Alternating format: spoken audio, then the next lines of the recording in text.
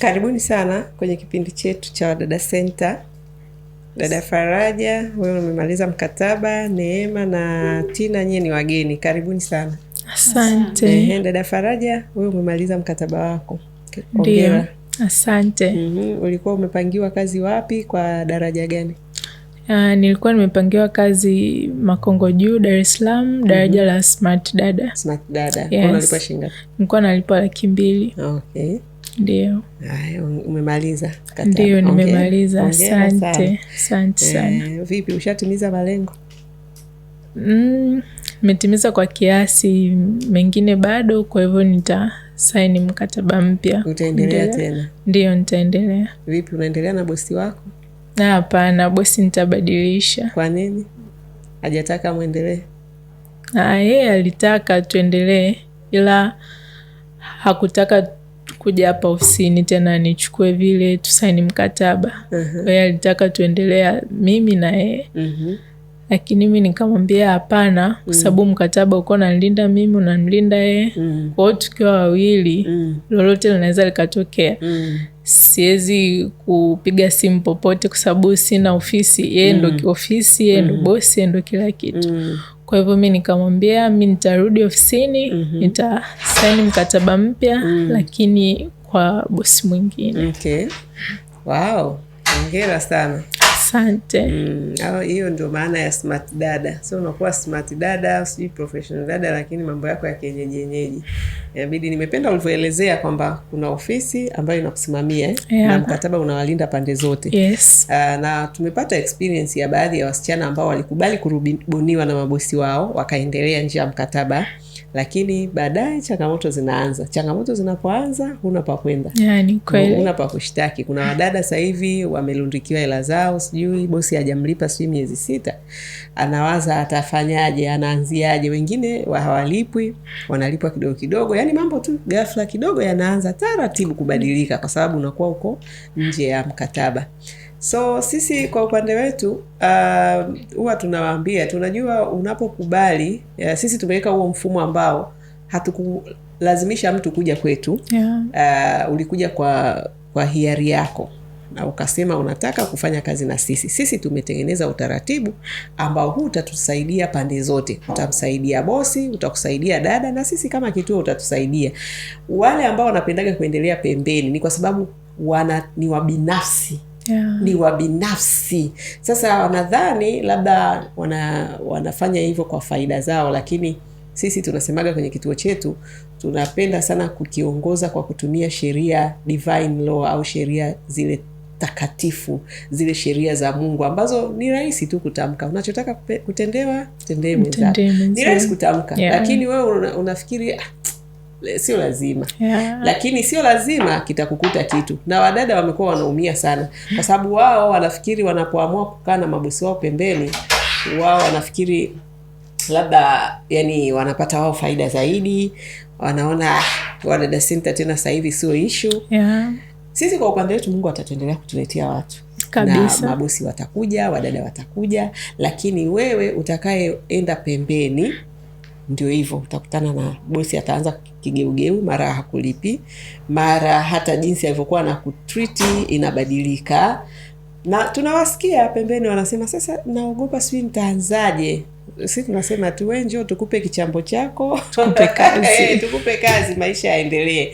Lakini unapovunja utaratibu ambao tumeweka, au tuumizi sisi, unajiumiza wewe mwenyewe. Kwa sababu mwisho wa siku ile ulinzi tuliokuwa tumekuwekea wa kukusimamia, kuhakikisha unalipwa stahiki zako zote, kwani nani anakosa? Si wewe. Wewe ukifikiri labda ujaja tumekosa hela, Mungu yeye atatuletea, kwa sababu hata hujui sisi hiki kituo tulikianzisha vipi.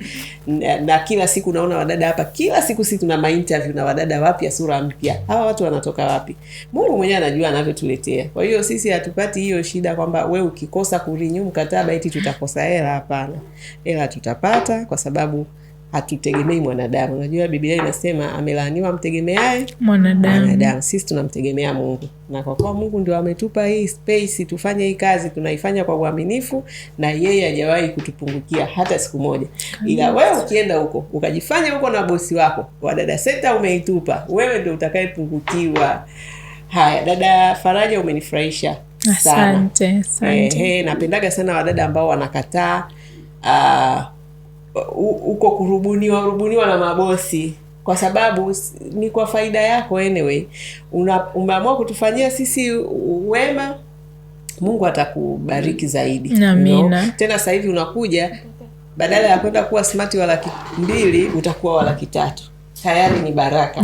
Kwa sababu yeye ndio sisi kazi tulioifanya. Mungu ametupa kibali cha kupata watu ambao watawaajiri wadada smart kwa 300,000. Kwa hiyo bosi wako anakimbia anataka uendelee, labda akuongezee 20,000 30, lakini unapokuja kwenye kituo unapata kuongeza ambayo inaeleweka. Lakini sio hivyo tu, unapata na ulinzi wa mkataba wako, unafanya kazi vizuri mpaka mwisho unatimiza malengo yako. Kwa hiyo ninakupongeza kwa sababu umesimamia uaminifu ule tuliokubaliana wa kimkataba. Kwa mkataba umeisha, bosi anataka uendelee naye, umekataa, umerudi hapa, utapata kazi, na hiyo ni kwa faida yako.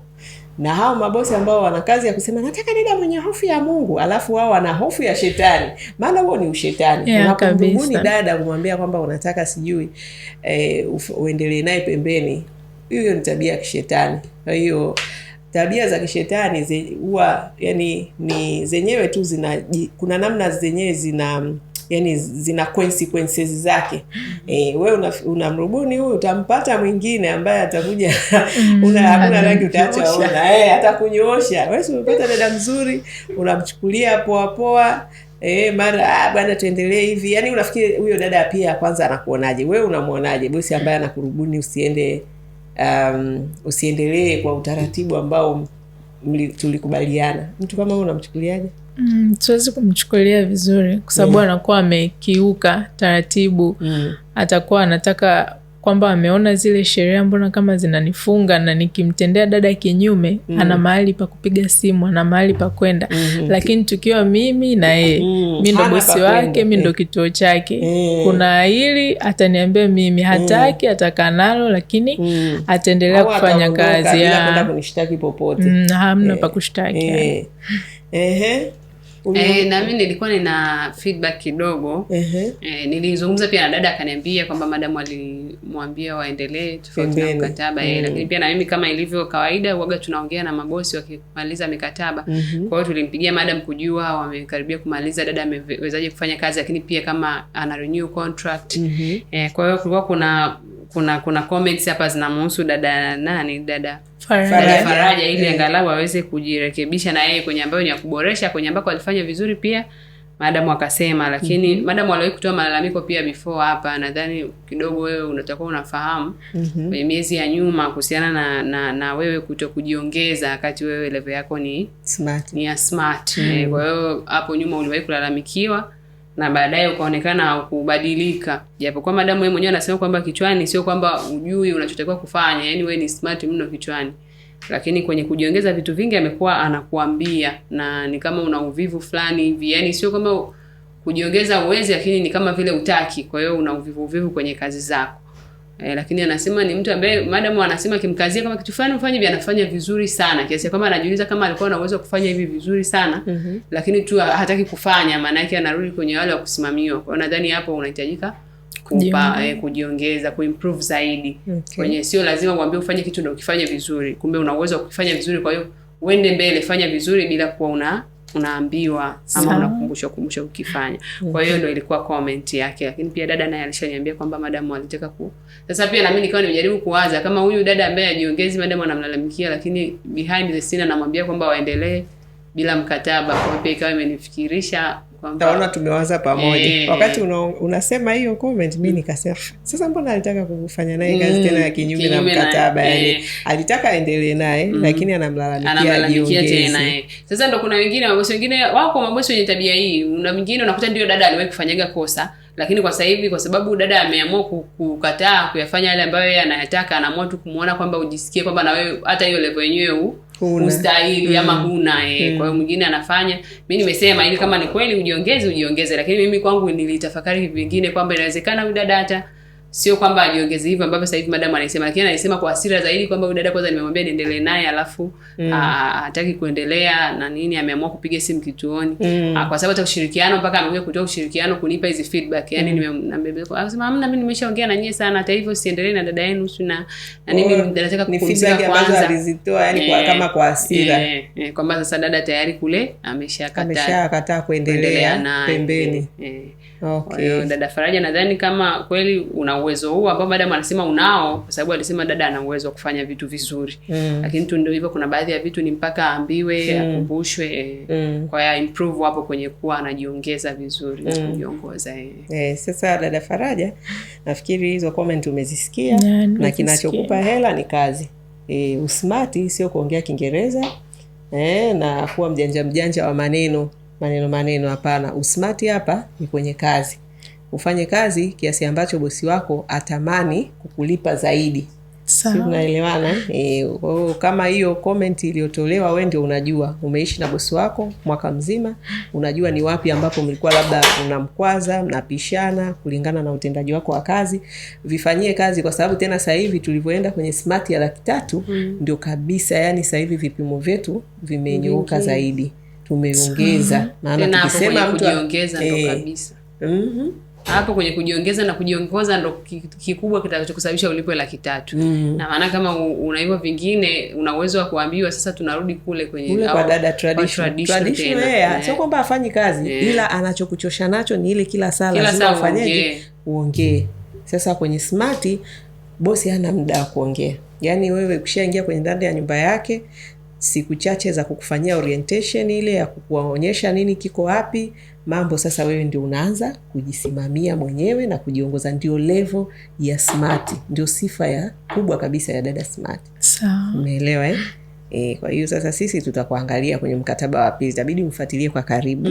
Bosi utakaye mpanga uhakikishe hicho kitu ambacho huko kimesemwa je, kule vipi? Sawa. Haya. Basi vipi, kwa hiyo unaenda moja kwa moja au unapumzika kidogo? Yani hapa ulipokuja ndio unakuja tukupangie kazi sehemu nyingine, au utakuwa na break? Utakuwa na break ya sikukuu kidogo. Okay, maana ushatengeneza. Wadada wengine ndio wanaenda kazini, wao wanaelewa kwamba sikukuu bila hela, sikukuu ni hela bwana. Sindio? Sasa mwenzenu kashatengeneza hela. Hata akisema anaenda sikukuu unamuelewa. Unamuelewa. Basi dada Faraja, karibu sana. Na hongera sana. Asante. Sisi tuko hapa kuendelea kuwahudumia mpaka mtakapotimiza malengo yenu. Asante sana. Na mimi nimefurahi kufanya kazi na nyie. Yaani sijaona, japo ile banchi yangu nilopangiwa nayo kuna ambao hawakumaliza, wengine waliondoka, lakini mimi sikuona changamoto. Kama wawili ndo nilikuwa nawasiliana nao, japo walikuwa wanapata changamoto zao huko kazini. Kwani wewe ukupata changamoto? Nilikuwa napata, ila zinavumilika, na kwa sababu mtu una malengo. Kama una malengo ndo utafanya hapa. Malengo na changamoto zinavumilika. Hakuna dada ambaye ameondoka kazini kwa sababu ya changamoto ambazo hazivumiliki. Kwanza kupitia kituo chetu hakuna dada ambaye tunasema kwamba wanapigwa, sababu hizo ndio hazivumiliki, au labda wanabakwa.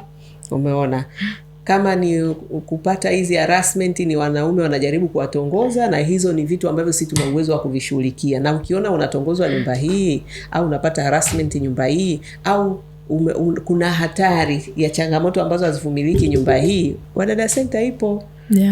Ipo, unaweza kurudi pale ukapelekwa nyumba nyingine. Lakini mtu ambaye alipelekwa kazini akachukua visingizio vya changamoto zisizovumilika akaondoka, huyo sio mfanyaji kazi, huyo sio mpambanaji. Huyo ni mdada, msichana, mwanamke ambaye anataka hela za bure ya wanaume. Wasichana washazoeshwa kupanua miguu badala ya kupanua akili. Badala ya kufanya kazi kwa bidii wapate hela za halali, wanataka watanue miguu yao, waingiliwe na wanaume wapate pesa. Na hiyo sio njia sahihi. sahihi ambayo Mungu wetu ametuelekeza ya kuja kuishi hapa duniani. Kwa maana tunaambiwa asiyefanya kazi na asile, na amelaaniwa amtegemeaye mwanadamu. Mtoto wa kike unapomtegemea mwanaume kwa kisingizio kwamba ni mila na desturi zetu, mwanaume ndio anatakiwa anipe hela, kwa Mungu wewe unafanya jambo ambalo halina baraka. Wewe ni msaidizi wa mwanaume. Tena mwanaume akipata shida, akiugua, akifa, na watoto mmeshazaa na familia mmeshaanzisha, utaishije? Kwa hiyo lazima wanawake turudi kwenye ufahamu wetu ule ambao Mungu ametuelekeza. Nyinyi ni wasaidizi. Msaidizi lazima uwe umejiandaa kuwa msaidizi. Huwezi kuingia tu kwenye mahusiano, kwenye ndoa, kwenye kuanza kutengeneza familia wakati wewe hujiwezi. Yaani wewe ni mzigo, wewe ni tegemezi. Hapana, hicho kitu mimi nitawaambia tena bila kupepesa maneno kabisa. Kwa hiyo mimi nataka tu niseme wale wote ambao wanakuja hapa Wadada Center kutupotezea muda, nisingewataka kabisa kuwaona. Maana ni kutupotezea muda. Wewe kama unajijua huwezi kupambana. Maana hapa ni jeshini. Hapa tunaposema ni kazini, ni jeshini. Ni sehemu ya kupambania maisha yako. Sio sehemu ya lele mama, sio sehemu ya kuja kuweka miguu juu. Hapa sio pikniki. Kwa hiyo kwa dada ambaye unajiona kabisa sio mpambanaji, usije hapa, unatupotezea muda. Usiende huko kaanza visingizio, kuna changamoto hazivumiliki. Hazipo. Kama zipo ambazo hazivumiliki, wale wanaokutana nazo wanakujaga hapa wanatuambia, jamani, kule nimekutana na 1 2 3. Huyo ni mtu kweli alikuwa na nia ya kazi, lakini changamoto zimemfanya ameshindwa, lakini hajakimbia. Ukishaona mtu anakimbia, anatokomea huko kusikojulikana, bwana we, karudi kwenye maisha yake ya udangaji. Wengine wanakuja hapa wametoka kwa mabwana zao, wamekuja hapa kwa sababu wamegombana na hao wafadhili wao, masponsor. Yajenga tu kidogo, mbio kazi kaacha. Kwa hiyo si tunajua, msitudanganye kwamba hisi nikutana na changamoto. Hakuna. Umekutana na danga kama hao wakina Rehema wanakuja hapa. Unajifanya unakuja kazini, kumbe unatafuta danga. Unaenda kule umekutana na baba mwenye nyumba, unaanza kumzengea. Umekutana na mwanaume single father, ujue hata maisha yake, tabia zake, unajilengesha. Au wadada hatuwataki, tumewaona lakini tunaendelea kuwakemea. Hatuwataki kwenye mradi. Kwa hiyo ndio hivyo. Kwa hiyo nilikuwa nafikiri nimekazia hapo kutokana na kwamba umesema banchi yenu kuna walio drop. Na nataka nimekazia wajue kwamba walio drop sio kwamba walikutana na changamoto. Ni wasichana wavivu, hawana ndoto, hawana malengo, hawajui wanachotafuta kwenye maisha. Wanachoamini ni kwamba maisha yao yanatakiwa yaendeshwe na wanaume. Unafuu wa maisha unapatikana kwa wanaume, kitu ambacho sio kweli. Haya, dada Faraja, unaenda wapi kula sikukuu? Uko Dar es Salaam? Unaenda mkoani? Sikukuu nitaenda kula mkoani na wazazi na familia, kwa sababu mwaka mzima tujaonana. Kwa ni mwaka mpya au maana kesho ndio Christmas? Kesho ndio Christmas. Nitaenda this evening. Jioni. Mkoa upi? Manyara. Kesho utakuwa umefika? Nakuwa nimefika saa 11 asubuhi. Kwa hiyo kesho uhakika wa kula Christmas nyumbani upo. Basi mimi sikucheleweshe. Nakutakia safari njema. Chakula sikukuu, njoo tupambane. Asante. Tarudi. Nimefurahi kufanya kazi na nyie. Kwa hiyo nitaendelea kufanya kazi na nyie mpaka nitakapotimiza malengo yangu. Na nitoe wito kwa wadada. Kazi zipo nzuri, lakini wasikutane tu huko na mabosi wakachukuana huko juu kwa juu. Waje Wadada Center, ni sehemu nzuri, watapewa mabosi wazuri. Umeelezea kukiwa na changamoto isiyovumilika, atakuja ofisini, atabadilishiwa bosi. Kukiwa kuna shida kwa bosi, atapiga simu, atabadilishiwa mazingira. Kwa Wadada Center na mlinda bosi, inamlinda dada, lakini na ofisi pia kabisa. Kwa wakaribie, hakuna hela za bure, hakuna hela rahisi.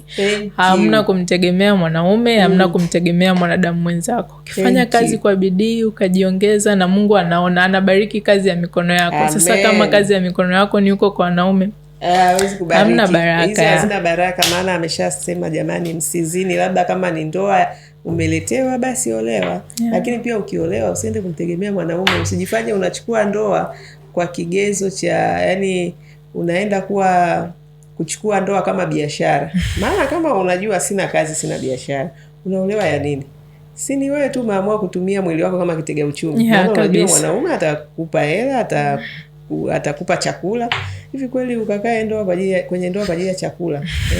Uwe chakula cha mwanaume kwa sababu ya ugali? Hapana. Tafuta pesa, mtoto wa kike, tafuta hela, uheshimiwe. Na kuhakikishia wale wanawake ambao wanafanya kazi, wanaongeza thamani kwenye familia, wanaishi ndoa nzuri sana sana, yani sana, kuliko yule ambaye ameamua kuwa tegemezi. Kwa sababu nimeshaona muda mrefu sana, nimeona wanawake wengi wanaoteseka ni wale walioamua kuwa tegemezi. Utapata shida kubwa sana. Haya jamani, mimi nafikiri kwa hapo tuishie hapo, tukutakie kila la heri. Asante sana. Haya, asante.